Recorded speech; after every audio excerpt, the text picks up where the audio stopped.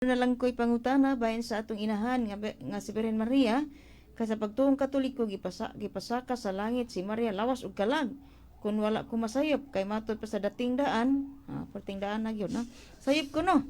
Basahon nila ang naa sa 1 Corinthians 15:50. Palihog patinaw, salamat si Bong ni sa Zamboanga del Norte. Brother? Salamat Sister Yuli. Bueno, iya maipabasa na to ang ang 1 Corinthians chapter 15 verse 50 atong basahon. Kay naman diha ang iyang gipanukad, pagpasukad nga pangutana. Gingon din mga kaigsunan, maigsuon ang buot kong ipasabot mao nga ang hinimo gikan sa unod ug sa dugo dili makaambit sa gingharian sa Dios ug ang butang nga madunot dili makaangkon sa kinaya niadtong walay pagdumot. Mao na ang ang nakasuwat din ni Sister Yuli. Unya kun ila man dayon ning ikuan ipahid diha sa santos nga misa nga way kapuslanan kining mukaon ta diha sa kining misa sa Katoliko tungod kay ang unod dili man makakuan dili man maka kini wa may kapuslanan matud pa dinhi pasabot kung kanimo mao nga ang gihimo gikan sa unod ug sa dugo dili makaambit sa gingharian sa Dios. Buti pasabot ini mga kaigsunan nga kining atong physical kining ato ang kuan god kining ato ang pagka lawas nun o pagkakalibutan nun.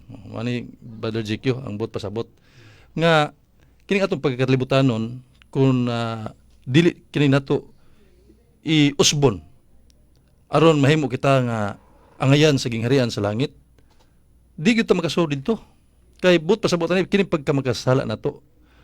Bawaan nato nga ang concupiscence matag usa kanato ana gyud ang kahilig sa pagpakasala. Mao ni ang buot pasabot nining gikan sa unod ug sa hinimo gikan sa unod ug sa dugo dili maka ambit sa gingharian sa Dios. Kining atong mga kalapasan, kasalanan nga atong gihimo dinis kalibutan. Mao kini ang mga dani no diha sa kalibutan. Una kining ang tuang garbo.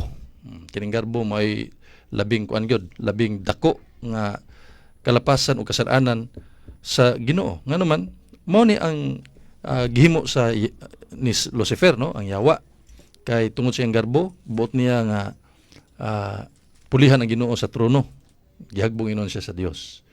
Unya kining kabtangan kun ang ato ang kaugalingon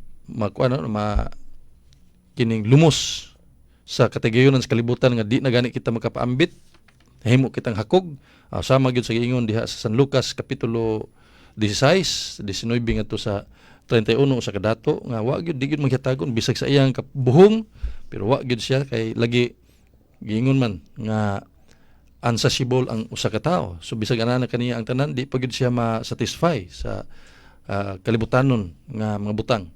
So didto nakita ang iyang kalag nga gisakit didto sa ikaduhang kinabuhi. Sa ato pa sakto gyud ang giingon sa unang Korinto kapitulo 15 bersikulo 50. So mana brother no ang atong pagkakalibutanon dili ta makasud didto sa gingharian sa langit kay lagi kutobra dinhi sa kalibutan ng atong gihimo.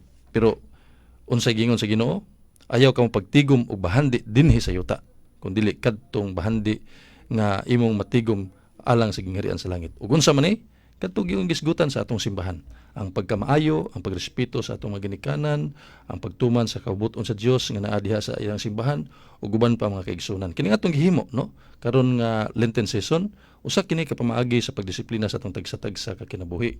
Kay diha sa unang Korinto kapitulo 9 bersikulo 27 bisan gani San Pablo iyang disiplina iyang kaugalingon tungod kay lagi mutipas mo ni atong lawas nga kining kalibutanon no.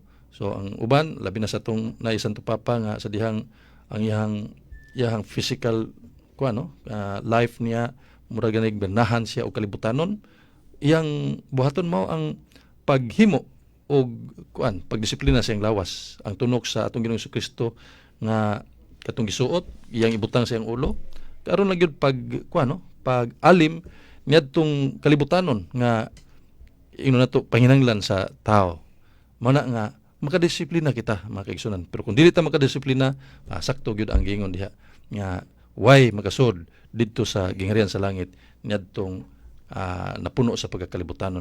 Kay lagi mao man ni ang gisgutan may tungod sa pagpakasala sa tao.